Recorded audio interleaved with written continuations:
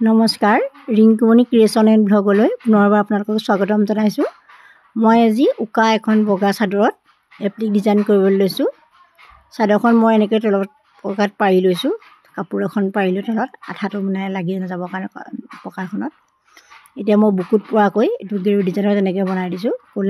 ক'লা ৰঙা তেনেকৈ দি চাদৰখন বৰ জাক জমক কৰা নাই, নামঘৰত পিন্ধিব পৰা, নামত পিন্ধিব পৰাকৈ দিছোঁ। মেখেলাখন ইয়াৰ বনাই থোৱা আছে। মেখেলাখনৰ ভিডিঅ'টো ইয়াত ইউটিউবত দিয়াই আছে।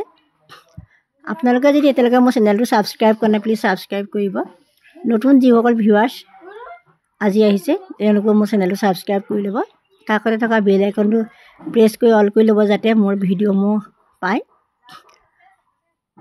আপোনালোকে মোৰ কাপোৰৰ ভিডিঅ'সমূহত বহুত মৰম দিছে, তাৰ বাবে আপোনালোকক অশেষ ধন্যবাদ।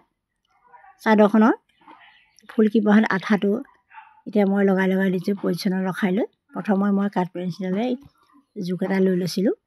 মাজত মই এনেকৈ ক'লা ৰঙা এনেকৈ বুটা দি গৈছোঁ। চাদৰখন বৰ্ডাৰটো তেনেকৈ মই এপাহ দি গৈছোঁ। দেখিছে চাদৰখন বহুত ধুনীয়া লাগিছে নহয়নে?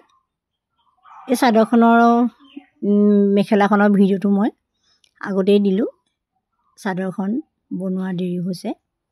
এতিয়া ফুলপাহত আঠা লগোৱাৰ পিছত মই এতিয়া আকৌ এই পেঞ্চিলডালে ধৰি লৈ এই পাথৰখিনি লগাই গৈছোঁ। চিলোৱা পাথৰো পায়, কিন্তু এইবাৰ বিচাৰি যাওঁতে দোকানত নাপালেও, ষ্টক নাই বুলি ক'লে, সেইকাৰণে আঠা লগোৱা এই গ্লাছটোৱে আনিবলগীয়া হ'ল। হ'লেও ভাল লাগে। মই আগৰ কাপোৰ কেইযোৰতো বাৰু এইটো পাথৰেই দিছোঁ। তাৰপিছত এতিয়া চাদৰখন মোৰ দহি বাতি ফুল কৰি সম্পূৰ্ণ হ'লগৈ। এয়া মই এতিয়া ৰ'দলৈ শুকাবলৈ দি দিছোঁ। ইমান ধুনীয়া লাগিছে নহয়নে চাদৰখন?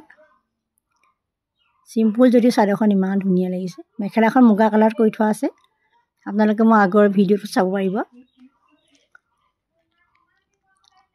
আপোনালোকে মোৰ কাপোৰৰ ভিডিঅ'ত বহুত মৰম চেনেহ দিছে, সেইবাবে আপোনালোকক সকলোলৈকে মোৰ অজস্ৰ মৰম থাকিল। এয়া দেখিছে মই পিছফালে চাদৰখনে চিলাই দিছোঁ। কিছুমানে মোক কমেণ্টত সোধে, বাইদেউ আঠাটো এৰাই যাব নেকি? আজিলৈ আহিছোঁ, ধন্যবাদ।